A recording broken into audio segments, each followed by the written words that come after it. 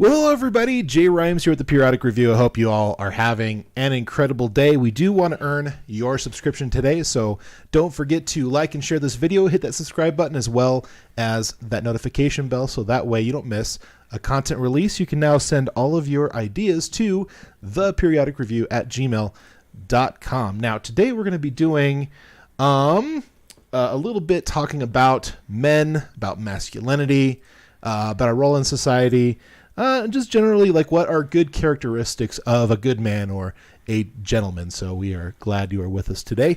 Let's go ahead and do round robin. And let's see what everybody's been doing over the last few weeks, as we have not been here for a little while. So let's go ahead and take it away with Miss ReAnne. Why don't you tell us what's new in your world? I'm working. Went to Arizona. And I'm back. I'm working again. And it's fun. And we did an episode for my podcast.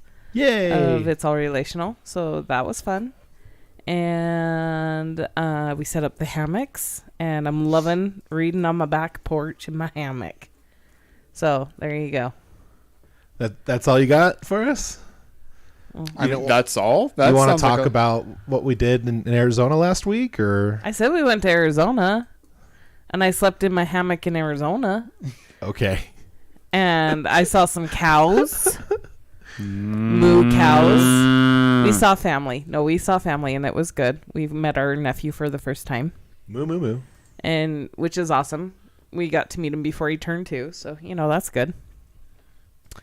And it was good to spend time with family. We got to see Grandma and Grandpa, who are in their 90s. So, it's always good to take the opportunity to see them, right? Yes, because you never know when your last time is going to be your last time. So it's always good to see them. I'm glad that we did it. Yeah, so it's been a great, fulfilling couple of weeks. Yeah. So. All right, Mr. Alakai, what's new in your world, sir? Well, this week and this coming week are like vacation, like type of weeks. I call them vacation weeks, and all I'm doing is just working. Sick. So, there's going to be lots of new and exciting changes coming up on the 15th, which I can't talk about all of them right now. I will say that I'm starting an internship, and school is going to be starting. There's another thing that I can't talk about yet. Be some new... Whoa. Oh, that's my bad. Sorry. What are you doing? I was just making sure we were live on Rumble. We're live on Rumble. Oh, jeez. Okay. It's been a while since I've done this with the Periodic Review, so... Yeah, kind of weird to see you back in the hot seat. Well, I know. It's strange. They're all hot seats. Stranger than fiction. Anyways, yeah, we had the... I haven't graduated college just yet, but I did go to the graduation ceremony because they were like, you can either walk this spring or you can walk next spring. And I graduate in the fall, and I was like, if I'm not walking this semester, I'm not walking at all. So that rhymed. That's fair. Anyways, so did that. Got to hang out with some family these last couple of weeks, actually.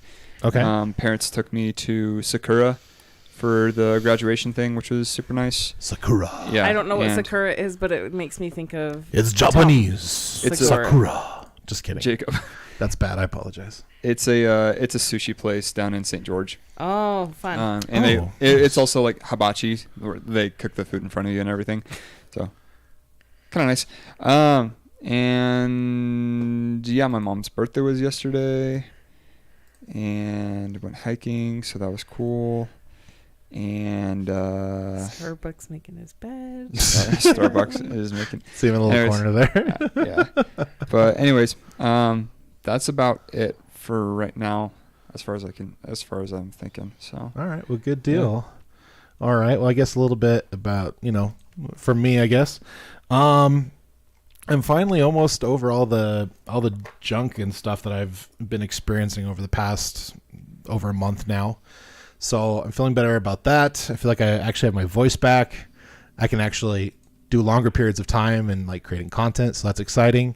Yeah, we went to Arizona. We visited family. It was actually really cool because we haven't visited each other that way before, where my parents basically rented out a cabin out on a scout ranch, and we had 10 people there, all crammed in, and they had like bunk beds and stuff. It wasn't the most ideal, but it was a lot of fun because we got to see everybody. Got to see my brother's kid because we hadn't seen him since he was born. So we've never met him. That was the first time we ever met him. So that was super exciting. I was very grateful for that. But yeah, overall, it was a pretty interesting couple of weeks. What else? I guess we could do a little bit of cleanup items as far as like what's going on with the channel and the content for the periodic review. We are definitely going to be streaming live on Sunday evenings, 8 p.m. Mountain Standard Time, somewhere around there. And we're going to be streaming live on all of the streaming services that will allow us. For some strange reason, Facebook was not syncing up with our Streamlabs. I'm not really sure why. So I'll have to kind of dig into that and see what was going on with that. That's kind of why we started a little bit later today, because I spent an extra 5 minutes or so trying to figure that out. But we'll figure it out and see what's up. I should say, me and the mouse in my pocket, I will be reducing uploads and try to do some better quality stuff as far as like ensuring that we upload each week on the days that it actually gets pushed in the algorithms. And it seems Thursday, Friday, and Saturday seem to be the best days so far. I was doing daily content for so long and just noticing that nothing happens on Monday, Tuesday, or Wednesday, it seemed. So kind of adjusting that there to kind of see what happens with that. What else? I do have an announcement. I am going to be starting a new series by myself, which is going to be included in the podcast itself. It's going to be called The Deep End. And basically, it's just an opportunity for me to kind of deep dive into some of these topics a little bit more in depth. A lot more statistics, a lot more, stuff involved with that. And I'm pretty excited about it because it's kind of like my opportunity to kind of educate myself a bit more and to be more informed about, different topics. And so, I'm going to be doing that, which is going to be pretty cool. What else? As you can see, we are missing Bryson. I am in the pilot seat today. He had a date tonight, so we Yay for wish Bryson. him well and wish him good luck. And don't be kissing too hard. I can't think of anything else. So without I further didn't have ado, a date tonight. I'm just kidding. I love you, babe. I love you too. So without further ado, let's jump into the topics today. So the topics today, we're going to talk, like I was saying before, we're going to talk about, what it is to be a man and to be a good man. In the past, they called them gentlemen, high society, like, with certain specific characteristics and stuff like that. And so we're going to talk a bit about, what is a man, about the characteristics of a good man and a gentleman, and just like the overall how we fit as men in the masculinity side of the opposite of, femininity, and how we operate in social structures and society. So well, part let's of it's jump into like that. been the what is masculinity and what are the benefits for a masculine man, because I for one am attracted to a masculine man. What's your definition of a masculine man? A masculine man for me is somebody who is strong and like physically, mentally, emotionally, and has great capacity to protect, right? Like that's all a big deal, but also can control, right? So the whole like Warrior in the garden. yes, I'd rather have a warrior in the garden than a gardener in the war. Because if you have a warrior in the garden, he has the capacity and everything, but has the control and the serenity to keep it in check. Yeah. But has the capacity to fight a war, to protect, to just to be a big strong man and get stuff off the high shelf for me. I don't know. So- No, but just there is something for the feeling of safety and security. That's a big deal, and it's very attractive to have. To me, I've always been attracted. That's why I'm attracted to Jacob, because he's taller than me. He's strong. I mean, he's got massive arms and legs. It's very nice. Okay, I won't keep talking about that. Anyway. No, you can keep talking about it. Well, it's not appropriate. I'm like, yeah, guys, I'm Get still a room. here. I Like, Get a know. room. I Gosh. know. See, that's what I'm saying. Like Oh. this, the cameras are on. This is, in fact, a podcast. It's not the other thing. It's not Right. the other thing. We're not doing OF right now. Okay. Anyways, so Just feet. Sorry. Jacob. So sorry. I'm not used to doing it like this. So it's better to be a warrior in a garden than a gardener in a war. Is from the book The Five Rings.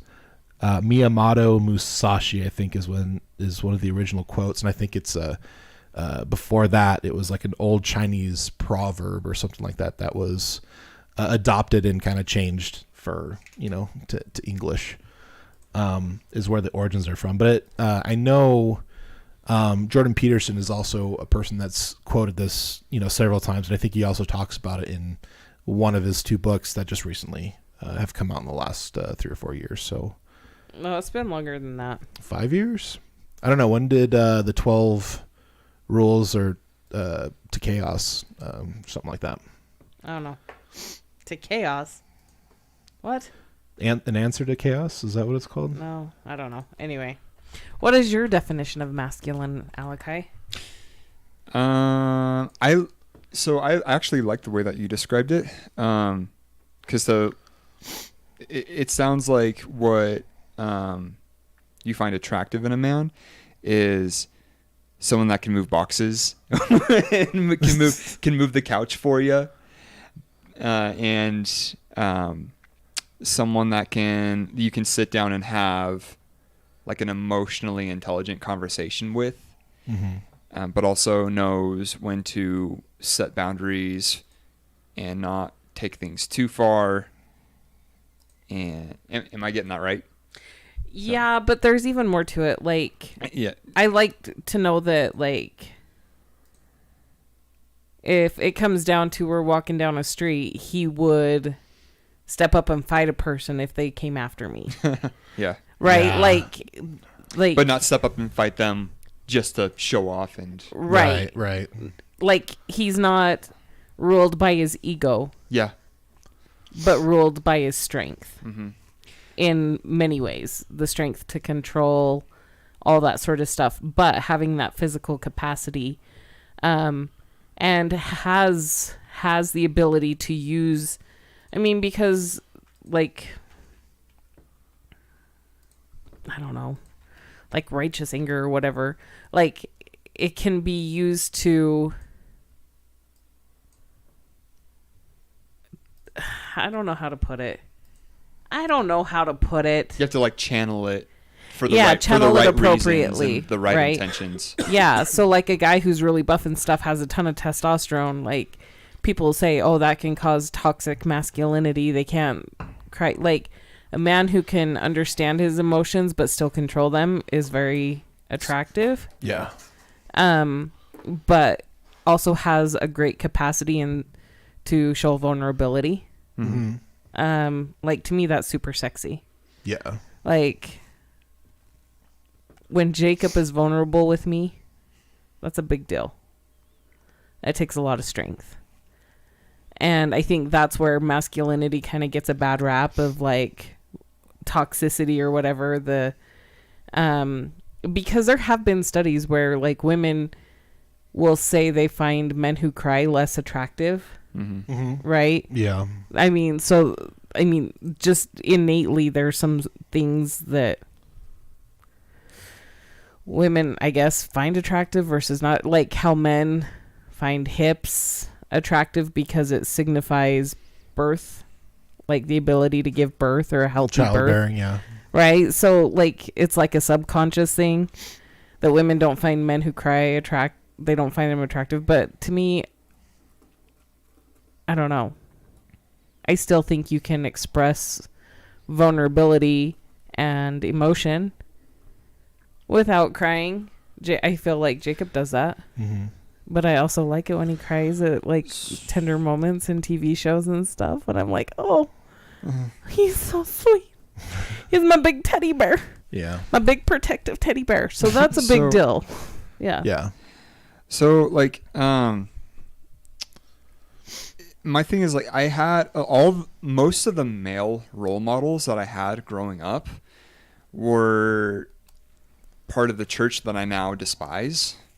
So it's interesting because that male figure that I look at now, it's like a very manipulative type of role from most of the men that I grew up with.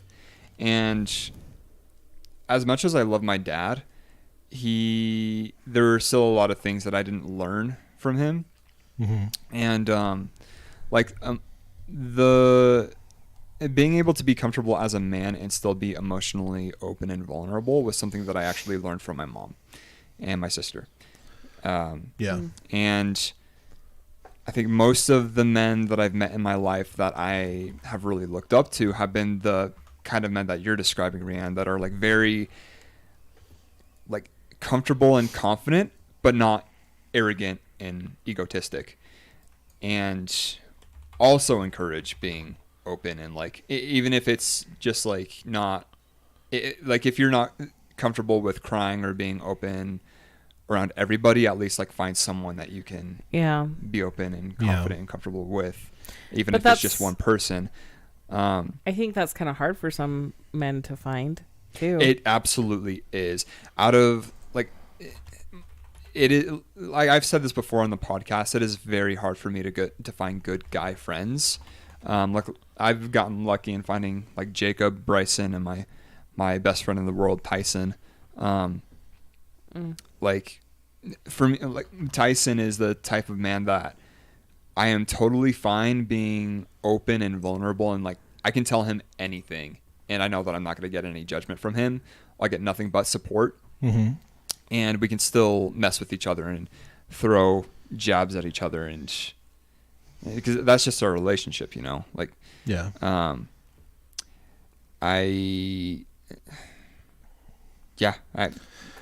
think I've hit a wall at that point. Go ahead, Jacob. So can I was going go. to jump in real quick if that's okay. So one of the things I think is really interesting is the word vulnerable. So it's susceptible to physical harm or damage, susceptible to emotional injury, especially in being easily hurt, or susceptible to attack. I personally, like, the more that I've been like diving a bit deeper into masculinity and what it means to be a man, outside of just, you know, the biological, outside of the social, I like the term emotionally available. Because with emotional, it's of or relating to emotion, readily affected, or or stirred by emotion, arousing or intended to arouse the emotion. So if you have the capacity to have emotional availability and you have emotional intelligence, like, I think that for me, I think that describes better what we're talking about for me personally. Because we really can't have the world that we have today without manliness, without masculinity, without some stoicism. We wouldn't have the technology that we had today if people weren't we really wouldn't focused have on a lot of the buildings or the conveniences. I mean, you look at who built the majority of the infrastructure. It has been done by men, the hard labor of men. Yeah. Right. And not to say that women haven't contributed, but the way they contribute to that is in a total different way. A lot of them are like architectures, and we'll come up with a design for Right. a lot of them. There's right. a lot of... But the actual physical labor of doing it has come from men. And that can be extremely dangerous too. I mean, just the danger to body and injury and all that sort of stuff. Yeah. What's really interesting, statistically, men often face the conscription into military service, to the draft or mandated military services in other countries, and are also usually directed into risky professions with high mortality rates. So think of like all the men and women that, you know, that worked either to death or fell from like the Empire State Building when that was being built, or how many people laid victim to falling into the cement when they were building the Hoover Dam over in Arizona. Think of like the like you were talking about Alakai a while back, where we talked about diving in like saturated diving, diving, and like doing the different work on like pipelines underneath, you know, in the ocean floors and stuff like that. Like those are very dangerous. That's scary. To me, that would freak me out. That job has a higher lethality rate than police officers. Oh wow. I believe it. I believe it. Yeah. Which even police officers too. Right. Can drop in that category. There are a lot of great female officers, but I feel like even so, like, it's still very dangerous. It's a lot more dangerous for a female to be in that profession than it is for a man. Yeah. Just because of the physical differences. And usually when there are like complicated circumstances that call for, well, you know, imagine a male taking on this call versus a female taking on this call. Like, you know what I mean? Mm-hmm. I can't think of a specific example off the top of my head. Well, proportionately, men are usually around 10% more in like body mass, like like muscle. Like on average, they have more muscle, they have more strength than women. And so when you think of, you know, I'm not used to like flipping around on this so much. When you think of you know, 100, let's say 110, 115 pound woman, going to arrest somebody who they pulled over because they have a felony charge against them. And so that means they need to be arrested and taken to jail. The difference of a, you know, 110 pound woman versus a 220 pound man. Yeah. And let's say I get out of the car and I'm the guy you're supposed to arrest. Dude. Jacob is like 6'4"? I'm 6'3". I'm like 330 pounds. I could easily subdue a woman of that size. Now, a man would be a little bit more difficult, especially. I don't know, but you are so strong, babe. Like, I'm impressed at your Stop strength. feeding his ego. Yeah, I was going to say, like, let's keep that ego dead, please. Okay. Stop it. I mean, just keep going. A story. Stop like, it. I don't think he realizes his own strength. And, like, growing up with other men, like... Is this the time that he punched you in the face? No. That was not fun. But... I was fighting demons in my sleep. It was not an abusive thing. No. Just so everyone knows. It was, he was dreaming, and my head just happened to be in the area of his... Yeah. Oh, yeah, good call. What was that? Just moving the mic. He was so I can moving see the ReAnne. mic, yeah, so we could okay. see each other. Fair enough. But I don't think men realize their own strength a lot of times. And I will... Okay, so there is a difference between strength, like physical strength and everything like that. And I will say that is very attractive. Mm-hmm. And so, like, I like when I see young men working towards building that physical stuff. And I'm not saying, yes, Alakai, you've been beefing going to up. that gym. You have been. I'm not going to lie. Like, I like that because that tells me that they're embracing that natural intention for their body, right? Just like it makes my heart happy when I see a woman who is pregnant because it is her natural intention of fulfilling her creation. Mm-hmm. Now, there is a difference, and I think this is where the definition of masculinity has gotten so muddied in our society, and it's caused a lot of confusion and caused a lot of men to back away from their natural tendencies. But like you were talking about authority, Alakai, and how some of your experience with men in authority has not been super positive, right? Mm-hmm. So I think there's a difference between I I think it's important for men to step into authoritative roles, but not to have like unrighteous dominion with that. Like we were talking about earlier, going into it with the right purpose and the right goals. Yeah. But like even wielding authority, right? Like I'm going to take the authority of the household. I'm going to step up and I'm going to fulfill this role X, Y, and Z. Mm-hmm. This is how I need you to support me in that. And like being that authoritative and expressing what their expectation is. Like that, I think, is something that, I don't know, men get jeered at a lot, and that bothers me some. Yeah, especially on social media. I think it also depends as well as, if the algorithm is presenting those to you and you're watching them all the way through and they're going, oh, that keeps you more engaged and keeps you on the app longer, so we'll send you more.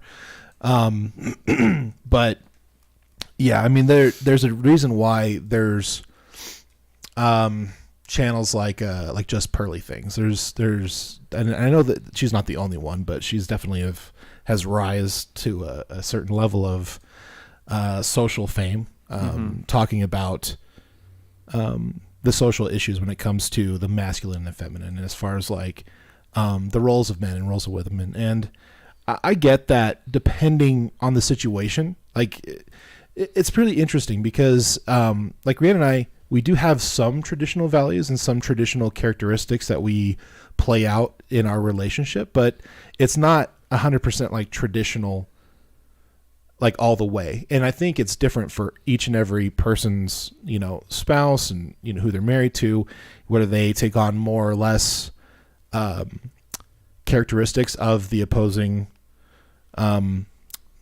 force, I guess you could say, of masculinity and femininity.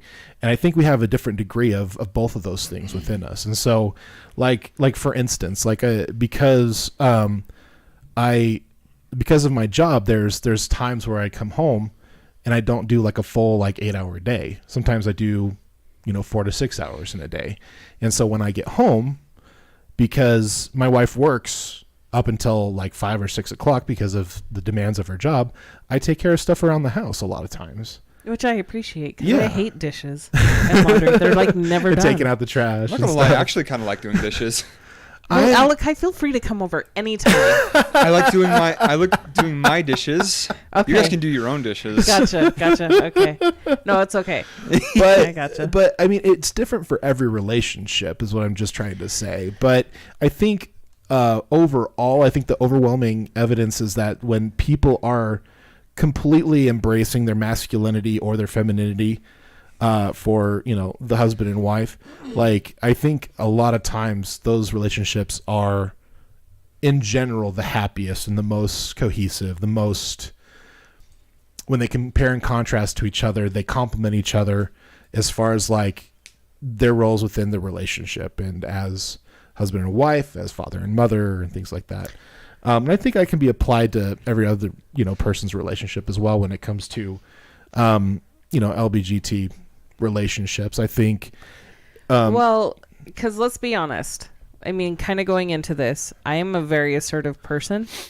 I'm a woman, but there are times when I am definitely in masculine energy. Yeah, and it does challenge my masculine energy. Well, yeah, but okay. But you guys learn from that, right? We do. Absolutely, we do. But we draw each other closer because of it. We do, but the thing that I've also learned is the reason I step into my masculine energy is because I don't feel safe. I don't feel secure. I don't feel like my trauma, my needs are being met necessarily in a certain way. The only person that knows that is me. You. Yeah. Right. So how does that show up? Does that show up in do you tend to get more aggressive and more angry when that happens? Yeah. Okay. Not aggressive. Well, when I say aggressive, I get more assertive. I'm much more assertive in my opinion and communication. And can I put this on 3 levels? Yes. Okay. So let's look at it like this. You have the bottom line, which is passive. Assertive is in the middle, right? And then at the top is aggressive. Now, passive is like that stage where you're kind of like a doormat. You're allowing people to walk all over you. Aggressive being that, like, kind of taking it a little bit too far and, advocating for your needs, but in a way that does not acknowledge another person's needs, right? And then assertive being the one that's in the middle, where you're kind of bringing them, well, you're not bringing them together. You're pushing both out, but you're finding a way to, like, resolve both parties' ends, right? Mm-hmm. But it's all on a spectrum. So would you say that your assertiveness starts to go up towards the aggressive side, or I say like, I'm more assertive, but like when we were in our little 7-year itch, mm-hmm. I was definitely stepping into my masculine energy because of circumstances. Mm-hmm. And I wasn't effectively communicating. It was definitely coming across aggressive. Okay. But that was more of a survival thing for me. I was coming across aggressive because I was like fighting for survival. Yeah. Right? And so that's that masculine energy. Like you get aggressive when you're in that survival mode kind of thing. Mm-hmm. And that's where people are like, oh, it's toxic and all that stuff, which it definitely can be. Mm-hmm. But when Jacob stepped up and became more assertive in his masculine energy, I stepped back. It's actually really comforting for me when Jacob is in his masculine energy. Yeah. Because it is a balance, like that whole yin yang thing, right? And if I'm not feeling that there's enough of the masculine to the feminine, and I'm not seeing safety, and this is not just in Jacob, but this is kind of in all areas, that's when I'm like, okay, I got to step up for my survival kind of thing. And to be fair, I mean, like, there are plenty of women throughout history who have very masculine traits and stuff, but are very much feminine women and everything. But I think that's why the partnership with a man and a woman is such a beautiful thing, because it allows you to learn so much about yourself. Yeah.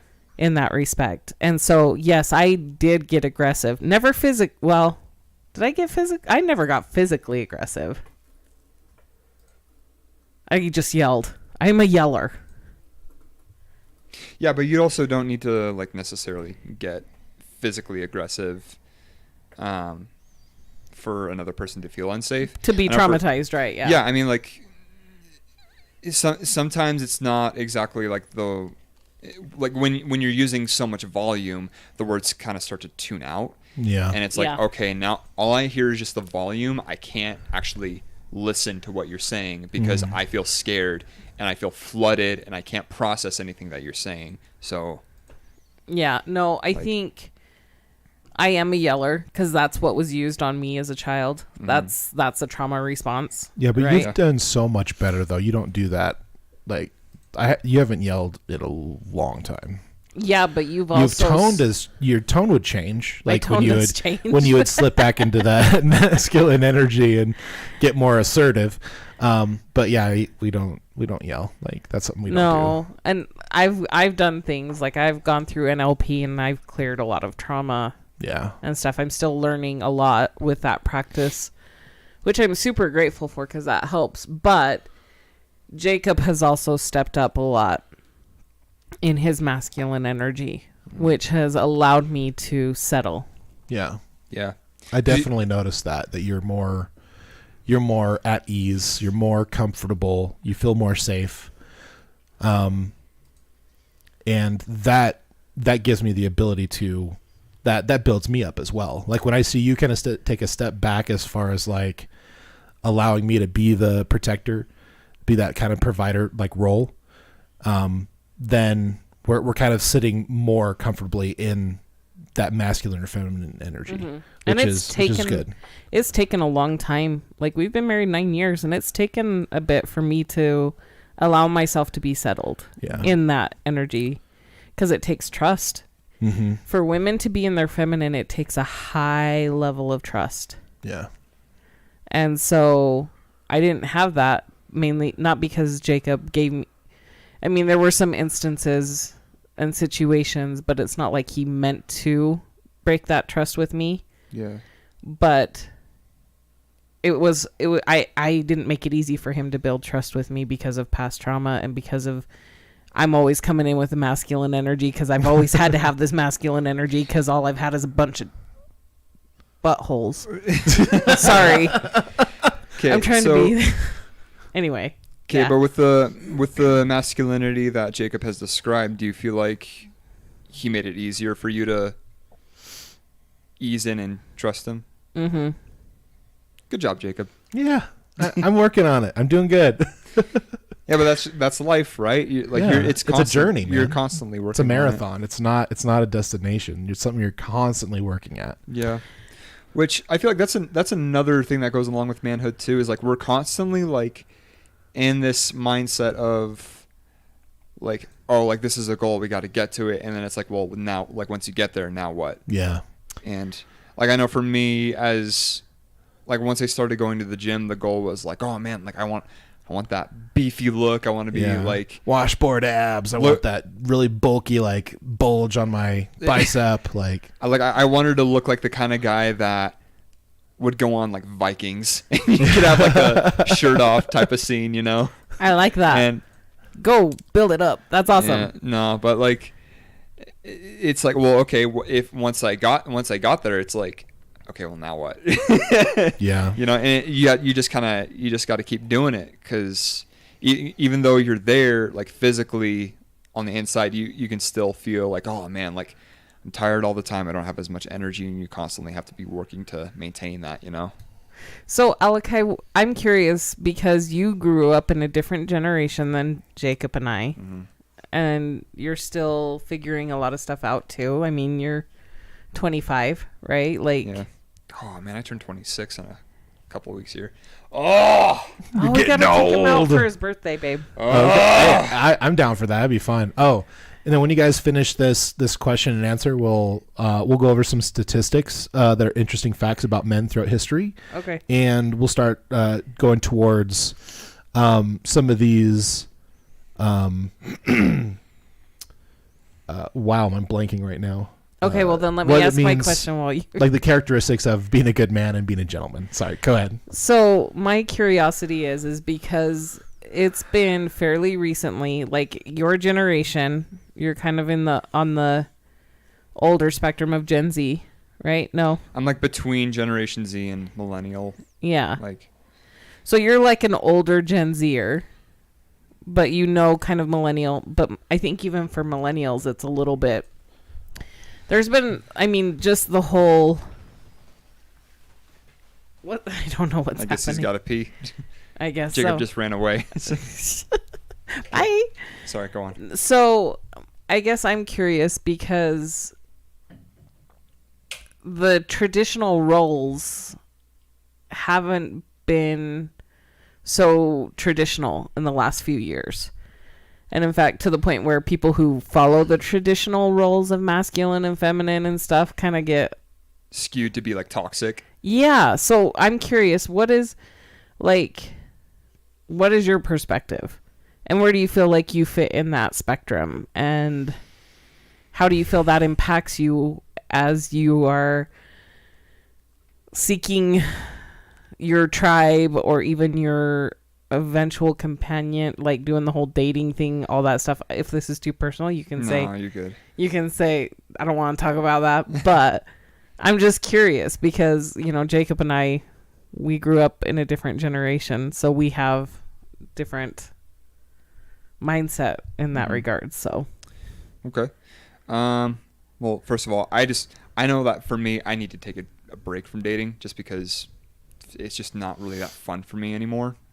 But yeah, why though? So I think for me, it's because I'm at the point where I've gone on so many dates that I keep getting fairly disappointed, and yeah. Okay. And it's hard because as the man, there is an expectation for you to like always pay on the first date. You're the one that's always expected to come up with a plan. This is what we talked about on your podcast too. The expectations for the men are pretty high, and for the women, it's like they don't really have to do much, and there's not a whole lot that they need to bring to the table. They just have to be there, and that's just it burns me out. And it's like I keep getting disappointed because it's not like I'm meeting a whole lot of people that have a whole lot to bring back, you know. So what are some of those expectations that you have? Like, what would be ideal for you, like in a dating situation? Oh man, I would love if the woman liked me enough to actually plan something out with me or even for me. That would be great. Like if they said that they wanted to go do something, like just tell me what that is and I'll take you to go do that. Like, and even then, like, honestly, I don't care who pays on the first date. I really don't care. Like, I'll usually pay on the first date because, you know, that's a tradition. It's a tradition, and it's just like kind of what it's gentleman characteristics. Yeah. I think it would be kind of humiliating if the woman paid for the first date. I'd be like, unless she was like, no, I'm going to pay. Then I'd be like, okay, cool. I'll respect it. Well, I mean, nowadays and age, like women are actually asking men out now as well. And I think when I got asked out on a couple of dates, but I mean, in this day and age, like honestly, like whoever asks out, yeah, I mean, granted they could pay, but like if I got asked out, I would say, that's great, but I'm still going to pay. And if they're like, well, no, I'm going to pay. And I'll say, well, I'll pay my half. And if they're like, no, I'm going to pay for everything. Then I'll say, okay, fine, you can take it. See, this is so interesting to me, like from a woman's perspective, because I paid for like tickets to a Dave Matthews Band Oh, wow. Nice. concert and asked somebody I knew who was another fan if he wanted to go with me. Mm-hmm. But I kind of expected him to pay for his ticket, and he didn't. And I guess he thought it was me asking him out, so it was a date. And I had that expectation, but I never clarified it. Right. Right. And so, but then I've also gone out with guys who were complete a-holes. They're like, hey, let's meet up. And I'm like, okay. And then the check comes and they're like, I got to go to the bathroom. And then went to the bathroom for like 20 minutes, long enough so I could pay the bill. Like, you know what I mean? They pulled that crap. And I'm like, wow. That is not the mark of a gentleman, for sure. Yeah, I've never really heard of guys doing that. Oh, that's wild. Yeah, no, guys have done that to, like, so that's where it's kind of like, I can see why women would get upset because there are some guys who are complete buttholes. But like, for women, I think they see that as like, well, let's see how interested he really is. Mm-hmm. Like, if he's really interested, then he's willing to invest in me. Then that's kind of, I think for women, that's a mindset of, let's see how serious he really is. Yeah. Kind of thing. So I get your perspective because I can see from a man's point of view, like, damn, that's a lot. Well, here's the thing too with that, and like, because I know there is that whole perspective that of like, you know, oh, like all men are a-holes or like all men suck, and you know, the whole hate all men kind of perspective. To me, it's just like, it's not all men. It's just the men that you're choosing not to filter out. Right. It's the men that you're calling us terrible, but it's like, who are you saying no to? Who are you saying yes to? Take a look at that. Right. And then you, like, yeah. Yeah. I mean, then, I'll admit that, like, yes, I have said this before, I do have a hard time finding good guy friends because I recognize that there are a lot of men out there that are shitty. Yeah. So I get it. And it's like, how do you think I feel as a dude trying to find good men to have in my life that, you know, can help me become a better man? Yeah. Yeah. Like, there's not a lot of them out there that want to do that. Yeah, it's hard. And yeah, I mean, and I think like, I feel like I have really good dudes in my life though. You do, because that's what you attract. I have JL, I have, like, granted I've had some a-holes, but there everybody has. There are good guys out there. I really want him. I want you to meet. Did you ever meet JL? No. I don't think he's ever met JL. But I also, I can recognize too that even though this generation is really tough as far as like the dating pool goes and as far as like mental health goes, I also recognize that our generation is good at seeing that and acknowledging it and at least trying to do better. Sorry, Jacob. No, finish your thought, please. So like we see what's happening, and we acknowledge it, and we try to understand it. We try to do better, and it doesn't always happen because one of the things that's not being taught or practiced as much anymore is self-awareness and emotional intelligence. Yeah, it's not being taught as much anymore, and I think not by parents, not by school, And the thing is with schools, because so many school systems are putting computers in front of kids instead of having a teacher go up to them and teach them face to face. They're not learning those relational skills to understand the emotional intelligence and the self-awareness. And I think what's really hard is like finish your thought, ReAnne. I know, I am. But I think part of that comes into they're unwilling to hear feedback. Like, in order to have self-awareness, you got to be able to take feedback, and like it may be feedback you don't like, and that's okay. Like, you hurt my feelings. Like, this whole victimhood, celebrate the victim, like that, I think has been, and I'm saying this as somebody who, okay, I got to be careful here. The whole, there is a balance, because if you don't acknowledge somebody's trauma, that can be hard and traumatizing. But if you completely placate to it, you're doing them a complete disservice and not allowing them to learn how to better themselves through that experience. Yeah, because addiction is, or the biggest addiction nowadays, I think, is Victimhood. attention and victimhood. Yes. Yeah. And so I think we're really kind of struggling with that balance as a society. Yeah. And that's why like masculinity is toxic, or like, you know what I mean? It's just like, it's being categorized as that because you're finding any excuse to be the victim and get that attention that you're so addicted to. And I feel guys are like, well, fine, I'm just not going to step up anymore. If all I get is hate for when I'm stepping into that, then why even try? That's the thing. Like, a lot of men are recognizing that victimhood, and we understand that women are complaining, so we're trying to step back and we're trying to let them have space and what they're asking for, and it's a losing battle on both sides. Yeah for sure, because I think women need that authority and that assertiveness, but men and need that to be feedback. called out. But men do need to be called out, but I think women need to be called out too. Yeah, because sorry, I know, sorry, Jacob. But it's also the boy who cried wolf. You know, once a woman, you know, says so many times, oh yeah, this person did something to me, it turns out it didn't, and it's happened so many times, when it really happens and they call it out, and but this is the hard part, because what a woman goes through when she when SA and stuff, certain severities of what they claim, it's very it's underreported more than it is reported.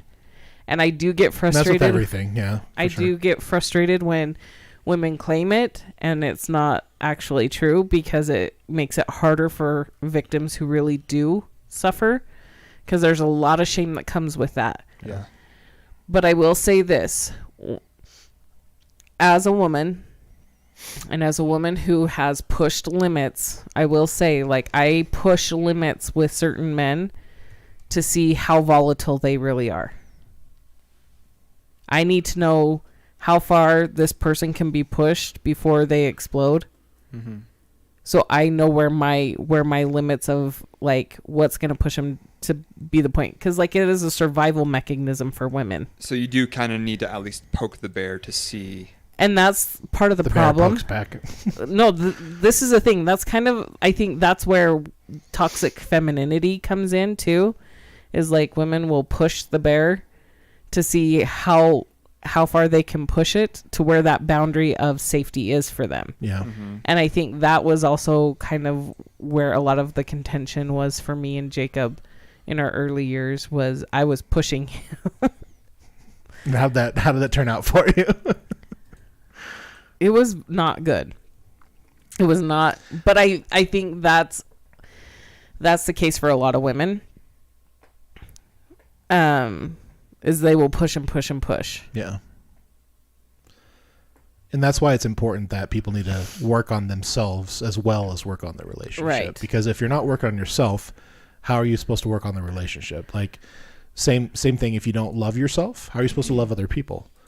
It's going to be really difficult. But before we jump into anything else, guys, let's go ahead and let's talk about our sponsor for this podcast episode. Today's episode is sponsored by viewers like you. So thank you. If you haven't already, guys, please like this video. It helps the algorithm. Subscribe if you haven't already, as well as hit that notification bell so you don't miss a content release. Send us all your topic ideas, videos, and all of the thank yous to theperiodicreview@gmail.com. Now, ReAnne, did you by chance you want to talk a little bit about the supplement we've been taking from doTERRA? Oh yeah. Let's talk a little bit about that really quick. This commercial break is brought to you by MetaPower from doTERRA. It is a powerful supplement that has NMN, which has been known to help with brain cognitive boost, joint and muscle repair, energy, everything. I don't know. Sleep. I love it. Went to Italy after working, like I work pretty sedentary. Don't walk a ton usually because I work a lot. Go to Italy, walk 10 miles a day, taking my NMN MetaPower. I wasn't sore. I didn't have any joint pain. Like, my recovery was awesome, and I actually slept pretty well, even with jet lag and everything. So I was able to enjoy my trip in Italy, and I totally attribute that to the fact that I had my MetaPower. So it works. It's amazing. All you youngins might not see the same stuff because you're young and, you know, your bodies are still cool. But for anybody in their mid-30s up, this stuff is like freaking gold. It's magical. So there you go. Thank you so much, ReAnne. Appreciate that. So our affiliate link is in the description down below. Definitely click on that. If you don't want to buy the month's worth of that supplement, there's a lot of other stuff you can also partake in. There's a lot of essential oils. You can get free samples. Send us an email and we can get a free sample to you. As well as we have our Venmo in there, as well as a tip jar through PayPal and through Streamlabs, all in the description down below. Now let's finish up what we were talking about here in the next 10 minutes on that subject, and we'll start going over some of these wonderful characteristics that we can see in good men and gentlemen today. Going back to what we were talking about with dating, I think is really interesting to talk about because in your guys' purview, what is usually expected after the third date? After a third date? After a third date. I think it's situational. Like, it really just depends on... I know what the societal norm is. Yeah, what's the societal norm? Societal norm, I mean, well, I guess it's different today, but again, in our day... I think it is situational, but I think the third date is what you're probably referring to is when you start banging each other. Is the brown chicka wow wow the third date. Brown chow. I think that's fine. Chicken brown cow. I think that's fine. I also think that you and your partner should feel that out and just go with whatever you guys think is that's a you and your partner kind of thing. Yeah, for sure. But no, it's interesting because some partners will like first date. That's how we become a relationship. Is you go from a booty call to a relationship, and others it's like you take like weeks to months to get there. Yeah. So I mean, I don't know. I think for me, after a third date, if So my thing is I usually have like a 3 chances type of person. Like I'll usually take a person on 3 dates. And if I'm not into them by then or vice versa, then I kind of I either pull away or I just let them know, like, I'm not into this. So, Yeah. And it usually feels like if it's someone that I am getting the vibe is not really into me that much, then I probably won't have that conversation. I'll use the term ghosting because, yes, I'm just kidding. I'll admit to ghosting because honestly, chances are I probably just don't care enough to have that conversation. I just don't care. Mm-hmm. Because I get the vibe that you don't care. So, yeah. So why should I? Yeah. And if it's someone that like I can tell is like fairly, or I'm getting the feeling is like fairly into me, then that's when I'll have the conversation with them and I'll be like, I'm not about this. So Yeah. yeah. Interesting. Yeah. Oh, I think 3 dates is a pretty good amount of time to weigh in if you want to continue forward or to not. I also think that if you even get to 3 dates and you're still going out, then it should also make its way into like that regular seeing each other just naturally. Yeah. So letting the flow go. yeah. I will say, Jacob and I went on our first date.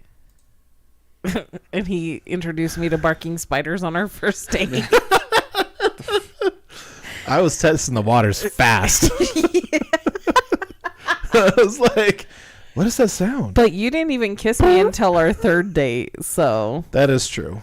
But yeah. Yeah. But when you kissed overall, me, like, you kissed me, and I was like, what the heck just happened? Yeah, I wanted to kiss you bad. I feel like kissing, if it's not done on the first date, then the second date is probably fine. If you guys are feeling it out. Well, we were Yeah, also practicing Mormons at Boundaries. the time, and so we were like, we can't go there, so we're gonna keep it like. Yeah. But when he it's as hard. Jacob was like, I don't like to. He sat there like the whole day. He's like, I don't like to make out because, it can lead to other stuff, and I respect you and stuff. So he's saying this the whole time on the 3rd date, and I'm like, okay. So he doesn't find me attractive. He's not gonna kiss me. That's just his way of telling me, That's his way of starting to let me down. Sounds like you wanted to kiss him. Oh, I did. And then I go out to my car and I was like, well, thanks. And he's like, yeah. And then he's like, I'm going to kiss you. And went, boom. And I was like, what? Hi. Hello. Yes. Well, yeah, because we were alone in a bedroom late at night. Like we were not in a bedroom. We were in the living room. Oh, we're in the living room late at night. Yeah, it was dark. I think, wow, I had a thought. Oh, yeah.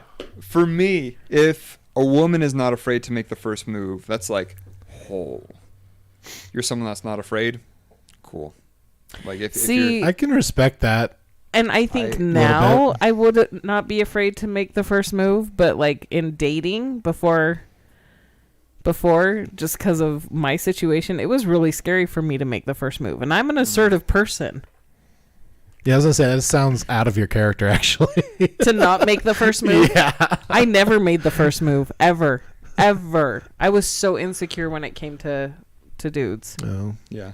I think it also just depends, too. Like, if it's someone that I'm, like, fairly into, and she comes and stands, like, super close to me, or is, like, putting her hands on me, like, I'm kind of like, oh, this is kind of nice. It's something new. Like, this doesn't happen often.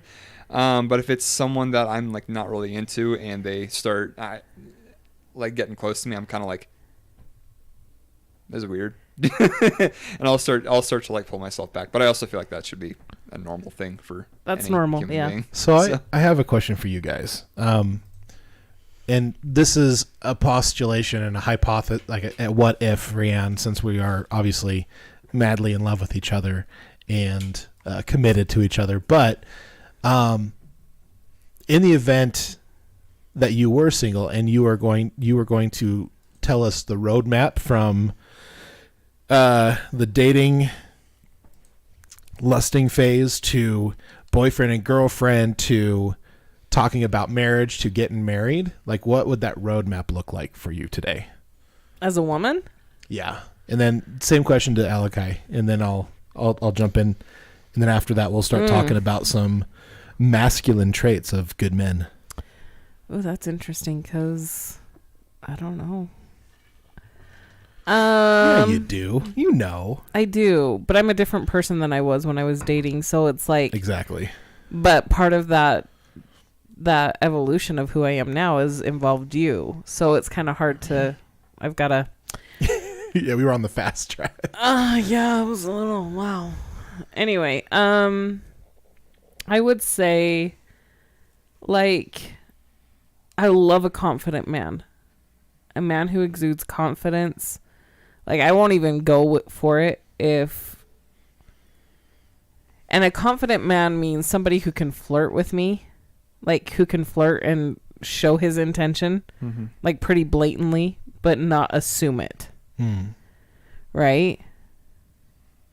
And then also does it genuinely and not just to flirt, because there are guys who will just flirt just to flirt because it feeds their ego to have girls be like you know what I mean. I'm like yeah. It does. It gets us excited when girls start fawning over us. If a guy is flirting just to get that feedback but has no interest in the girl, I'm like and so that's kind of harder to delineate. And so I don't know. I think I'm a little bit more confident in who I am. So I think I could play back and assume he's interested. But those, like, knowing how to flirt is a big deal, and I don't think people know how to do that anymore. Am I right? Yes and no. Well, actually, no. I would say that you're right. I don't think people understand how to flirt anymore, because it's like... I don't think people understand how to flirt, and I don't think people understand how to pick up on flirting. Yeah, like, it's different now. Like, I'm just kind of like... I think the equivalent of flirting now is like, oh, look who slid into my DMs. I'm like... Dude, it's my automatic assumption is, oh, it's probably some kind of bot. You know what I mean? Yeah. I'm like, it's probably some like guy in like India trying to like scam me or something. I don't know, like, and uses a picture of some stock photo. Like, that's my assumption. You know what I mean? So, like, I don't trust anything as far as sliding into the DMs. Like, it has to be that physical. A person who knows how to, is confident enough with themselves to flirt and to have that type of engagement is a big deal. Yeah. And there would need to be a little bit of a chase. I'm not going to lie. Okay. It would be a little bit longer. Unless it was like, you know what I mean? It needs to have some Okay. excitement. But what would the time frame be going from, like, how many dates or, let's say months, how many months would it be from the dating phase to the boyfriend-girlfriend phase to the potentially getting married phase? I don't know. See, this is where I'm weird. I mean, like, I don't want to play games. I don't want to play the whole, like... I didn't play games with you. I'm like... You kind of came fast. And I was like, oh, shoot. Okay. Yeah. Okay. We were very focused on, be like, okay, we don't want to mess around. Like, are you into this or are you not? Like... And I think it depends on, like, if I want to spend time with that person or if I feel like they want to spend time with me. Like, if they're calling me once a day or at least contacting me through text or something once a day, I'm like, okay. Very interesting. And, like, let it naturally progress and fill it out. Yeah. But, you know, and then, like, let's say they're texting me or contacting me all flirty and then all of a sudden ghosted. I'm like, oh, they were just... They're just looking for a little bit of honestly, booty. That's what I get most of the time when I was single. Was like, they're just testing to see how desperate I am, and I never came across too desperate. No, like, you definitely I didn't make it not. easy. I did not make it easy for people. I'm like, no, I am a treasure. You have to seek me. You have to seek me. And once you get it, you may not like all the treasure you'll get because I come at you hard and fast. Sorry. Okay, anyway. So. The correct terminology is on, not at. Oh. Oh, dude. Oh, my God. That's funny. Sorry, Mom. Okay, anyway. Alakai, what's your answer? Yeah, I was gonna say, since ReAnne gave this a non-answer answer, Alakai, what would be your roadmap? Because I've actually thought about this, like, Have you? before What? I was before like I was dating seriously, I thought about it, but I've also thought about what it would have been differently now that I'm a different person now. Just a hypothetical, because I was curious one day. But what would you say, Alakai? I'm just curious what you think. Well, it's interesting because, like, for you guys obviously know, for me, the relationships that I've had just haven't worked out, and they haven't really gone anywhere. Or You had a pretty serious one, though, so... I've had a couple. But yeah, like, and I think... Because for me, if I catch feelings, I catch feelings pretty quick. But the thing that sucks is I can also lose them just as fast. Yeah. Me too. So, I mean, it's hard. But I also think that, like, I don't know. If you're interested in someone, you should definitely talk to them about it, and then hopefully go on, like, some dates. And I also think that the whole... I guess shift from just casually dating to, like, boyfriend, girlfriend, like a much serious relationship, I feel like that should happen naturally. I also think it's important to have that conversation of, like, this is where I'm at, where are you at? And I think it's important to have that regularly too. Do you feel like you've either become more apprehensive or more assertive based off of your dating experience? What do you mean? So, like, with your previous dates and stuff, do you feel like you're a little bit more reserved in how you allow yourself to, like, open up and be vulnerable like that? Yes. Because to say, hey, I like you, let's see where this goes. Yeah. Yes. Because that's what I've said, what I've meant too, is, like, if I do here's the thing. If I ever, like, really have feelings for someone and I say something about it, then the person that I say that to usually doesn't feel the same way about me. And it's also the opposite. If someone says that they have feelings for me, it's someone that I usually don't have feelings for. Mm-hmm. So it sucks. Do you ever feel like you could have feelings for the person who has feelings for you? Or that you're willing to entertain it, or not so much anymore? Probably not so much anymore. I think there was a time where I probably would have entertained it, and I probably would have been like, you know what? No, let's keep our mind open here. But now I'm at the point, like I was saying, I've gone out enough to the point where it's hard for me to be swayed and impressed. And, like... What would impress you? What would impress me? Yeah. A woman making the first move. Okay, what constitutes the first move? I think a woman having her shit together is pretty attractive. That's what that's attracted why me you to got me. ReAnne. That's why you love me. Yeah. Because a lot of people now, it's like, yes, I understand, like, mental health can be a very constant battle. I get that. That's cool. What are you doing about it? Like, if you're not doing something to help with it, then I'm probably not going to be that interested. If you're just kind of allowing your mental health to decline, then I'm kind of like, I don't want that dragging me down. Like, I don't want that rubbing off on me. Or they're allowing their issues to perpetuate themselves of being a victim. Like, just saying, like, I have mental issues, but I'm not willing to go and, like, work on them. If I know that if I can see that someone is consistently working on themselves, that's attractive to me. Yeah, very attractive. If they're actively trying to find ways to make themselves, to, like, better themselves, and consistently working on their personal development, that's really attractive. Yeah. Because it's like, if you can look in the mirror and see someone who is well taken care of and constantly be reminded that you're worth being taken care of, that's hot.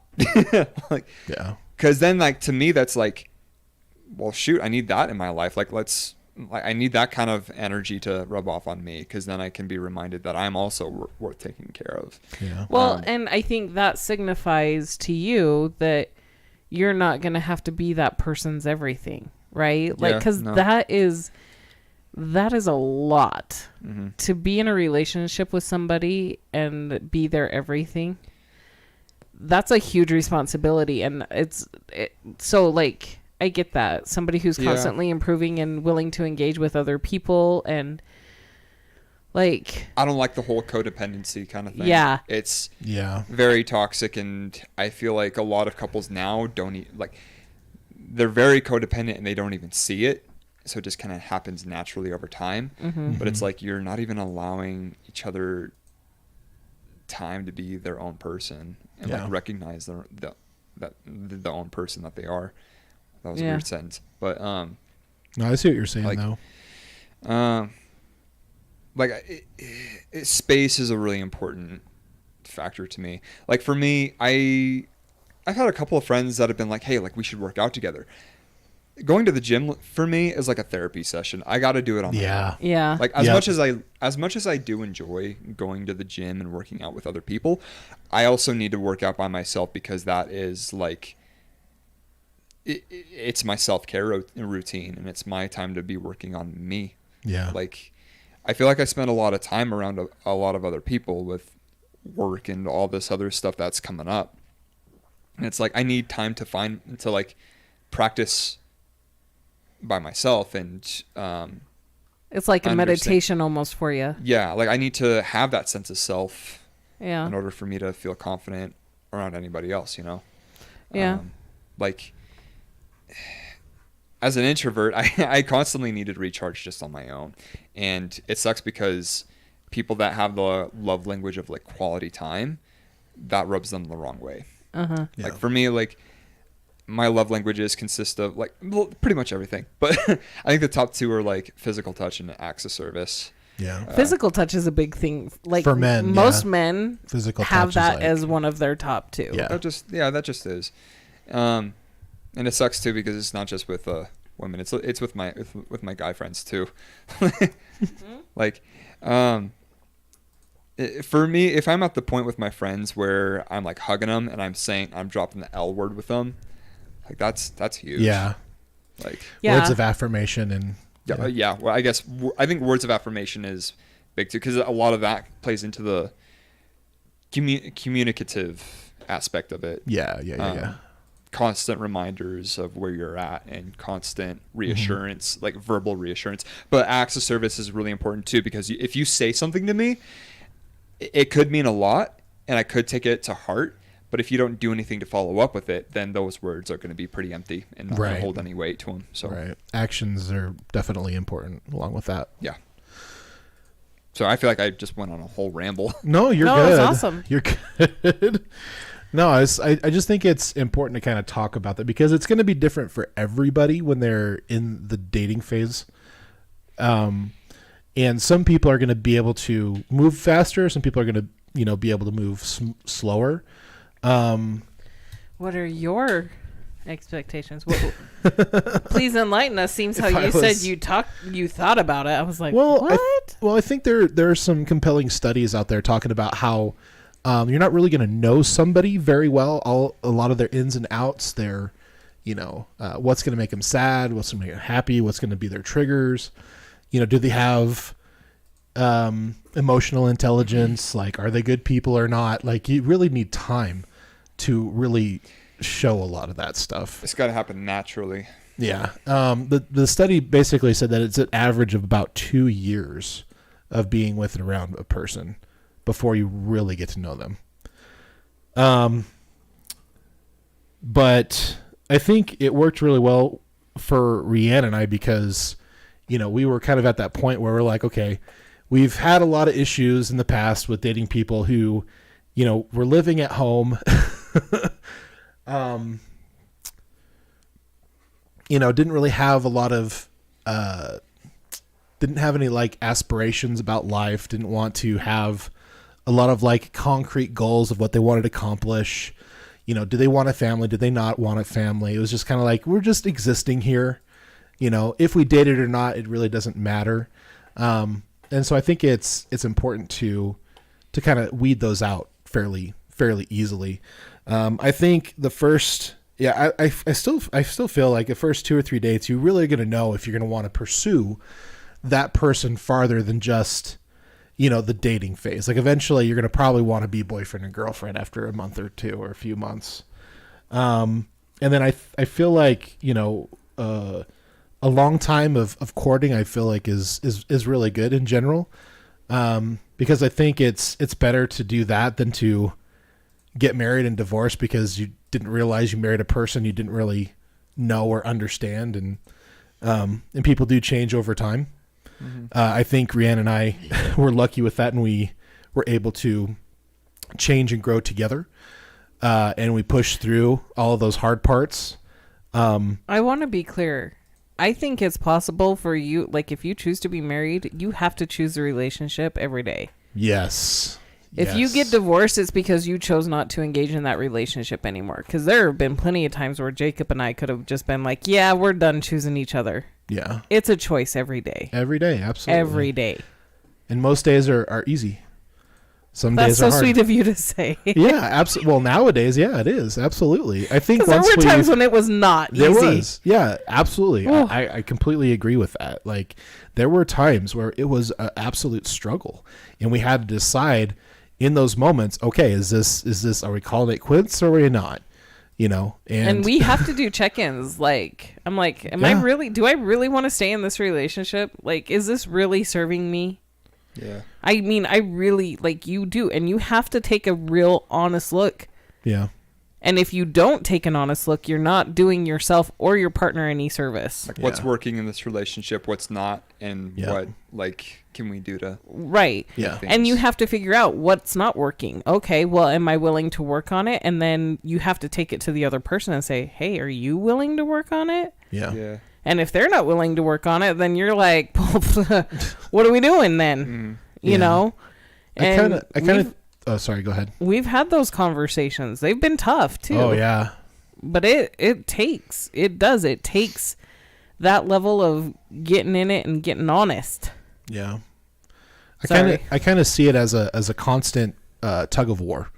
But in this game of tug of war, just like a normal game tug of war, you have the flag in the middle and you have two lines on either side. And basically, if you can pull that line over, that flag over your line, then you win.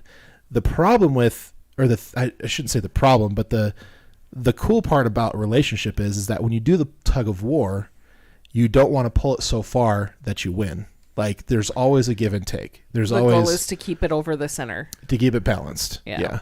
And there's going to be times where you're going to have to give, and you're going to have to give, and you're going to have to give, and then there's going to be times where you're going to have to take. And it's important to have that balance and to know each other's boundaries, know each other's... But you have to find a person who's willing to engage with you on that level in the first place, and I feel like that's the hard part. Yeah, like your partner, like, hey, I need you to give a little bit so I can pull you back. Yeah. And the other person may not hear you. You might got headphones on or something. Yeah. There's times where Jacob has a whole conversation with me, and I don't even respond but it's also I have headphones on. It's important to understand the difference between hearing and listening. Yeah. Yeah, listening is an active term. And just like, a time-old tale of, you should listen twice as much as you speak because, God gave you 2 ears and 1 mouth. Yeah. That's true. So hearing versus listening, unless you're Bryson's dad. Sorry. That's a good point. But I then mean, there's in reading and signing. general, that makes sense. Well, let's talk a little bit about some characteristics. I know we kind of got off a little track here, but honestly, it was so good. I was like, we should just keep rolling with it. Yeah. But let's talk about some of the characteristics of good and great men. What are some characteristics that come to mind when you guys think of a good man or a gentleman? As I click the wrong button. Someone that listens. Wait. So communication? Yeah, it's just someone that knows how to listen. I think we can get pretty lost in like wanting to get our words out, we don't take into consideration of like what the other person has to say. Mm-hmm. And I think that's also where that self-awareness comes into play. So self-awareness, emotional intelligence. Yep. I think like those all are encompassing, in my opinion. Mm-hmm. Embracing the in my opinion, self-awareness is probably one of the biggest skills and just overall things that we should be teaching kids now. Self-awareness. Yeah. I think self-awareness, but because I think my first husband was very self-aware, but he was also extremely empathetic? neurotic. Yeah. He was also a narcissist, and so he was a toxic narcissist. I mean, there's some people that are pretty full of themselves, but that can still realize that they need to, keep their ego in check, and they can still be good people. But there is toxic narcissism, which is what you're talking about. Yeah, but I also think that we struggle with that now because with society, we're very with social media and now. everything, it kind of feeds that whole narcissism personality trait because we're all born with that on some level, right? Yeah. That's a personality trait of a human. We all want everybody to like us. So it's self-awareness, but I think a self-awareness with empathy, the ability to empathize is huge. Yeah. Self-awareness, empathy, and resilience are like the three, I think, most important skills that kids should be learning today. Do you feel like you possess those? I try to. I feel like I am I feel like I'm constantly working on my self-awareness because I'm not always. Yeah. Alakai, I would say you're a very self-aware person. I try to be. I think you're good.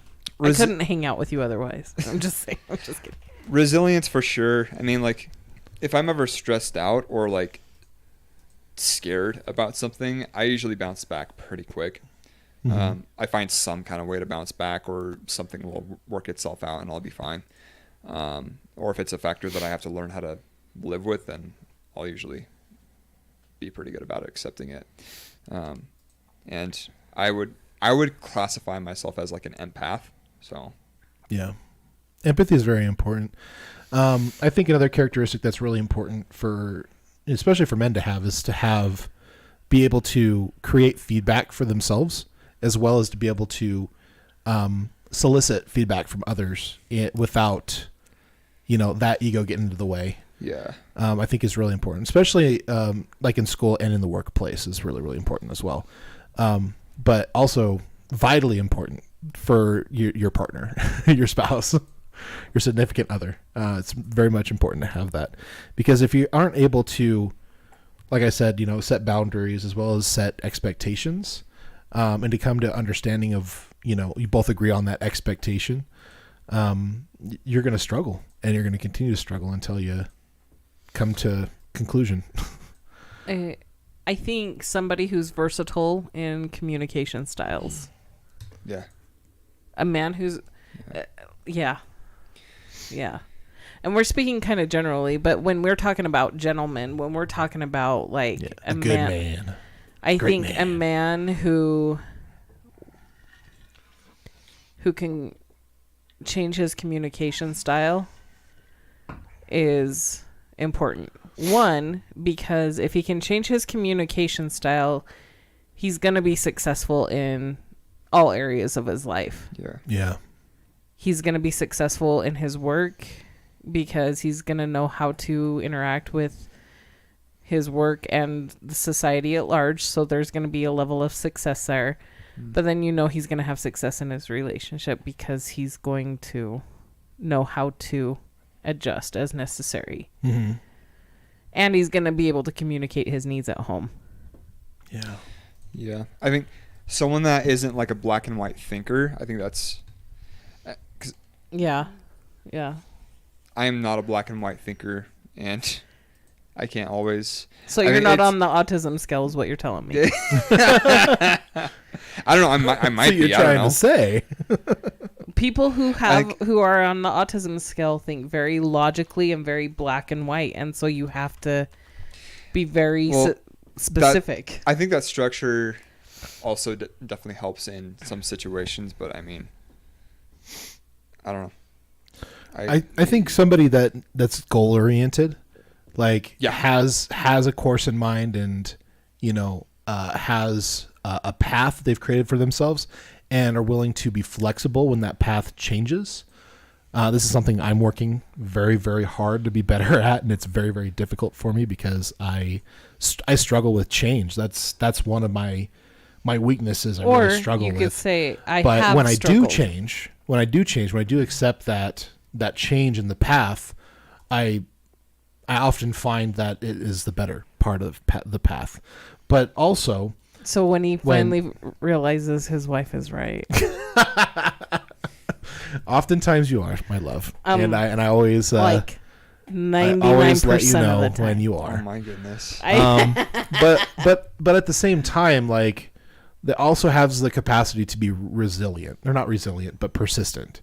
So, like, if they have a goal in mind, like, hey, I want to build a business, and I want to be self-sufficient in the next 5 years, like, to be focused enough to push hard to where you get to that point. That is a wonderful, like, characteristic of a man, I think. And that's something I'm striving for as well. And I'm trying to do better at. That's a good characteristic of a woman, too. Oh, yeah, for sure. But I'm just saying we're kind of focusing on the masculine. But it's great to see the compare and contrast. Yeah. And how we find a lot of commonalities in characteristics for good men and good women. Yeah. What other questions did you have, my love? It's not really questions, but it's just like different characteristics I feel is really important. We could probably end on this one. A man should be romantic and humorous with their significant other without degrading oneself or others. Ooh, yes. that sucks. I degrade myself. Yeah, Self-deprecation. Ooh, that's it does not self-deprecate. I'm gonna add that to the list. Dang, I do that all the time just because I think I'm funny. But and I used to do that all the time. I'm trying not to anymore. But think about it from the other person's perspective. Like, what do they think about you when you do that? Mm-hmm. They see that as potential weakness as well. Can I put a plug in here? A man who can be humorous without complete self-deprecation. So a confident man doing self-deprecation or saying something slightly self-deprecating as kind of a irony is one thing, right? But if you can make a woman laugh, that's a sign of intelligence. Yeah.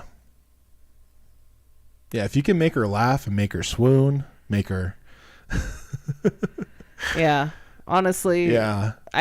Humor is... I love somebody who can make me laugh because to me that is intelligence. Yeah. You know what I mean? Yeah. Intimacy is really important too. Like non-sexual, like when you think of intimacy, like I know like everybody just automatically goes to sex, but intimacy is much more than just that act. Like, it's about connecting with the other person. Sexual chemistry. Sexual chemistry would fall under sex Intimacy, rather than though, intimacy. But I mean, sex can be intimate is too. Part of intimacy. But there's a lot there's a lot more when it comes to intimacy outside of that act. Like being able to fart in front of each other. And call it barking spiders. Yeah, exactly. I seriously was like, do I want to go on a date with this guy again? And I'm like, actually, yeah, I do. Because the fact that he tooted and like brought up barking spiders, it made me laugh. It legit made me laugh. And he like... I was holding it in for so long. He made a situation that could have been so awkward, so fun. Yeah. And like, it's been like a staple memory. It was like... And like, to the point where I even used it last weekend. I was like, Jacob, did you bring those barking spiders with you again? What is this? You know what I mean? Like, I don't know. Anyway. I love it. The couples that fart in front of each other stay together. So Couples that fart together stay together. The couples that fart together stay together. Gosh. I live by those rules. All right, guys. Well, any last thoughts before we wrap it up? Nah. Nah. Tired. Go to bed. All right. Well, guys, thank you so much for watching another episode of the Periodic Review. Really do appreciate it. We love doing these relationship episodes. I think we might do more of these in the It's like future. this is a ReAnne episode. I know, it does. It feels like that. If you guys haven't already, definitely, if you've enjoyed it, consider liking and subscribing and sharing it with family and friends. Definitely hit that notification bell. Turn it on. That way you don't miss a content release. If you have any feedback, if you have any ideas or articles or videos, definitely email us at theperiodicreview@gmail.com. And from our family to yours, good night. Night. Night. Good night.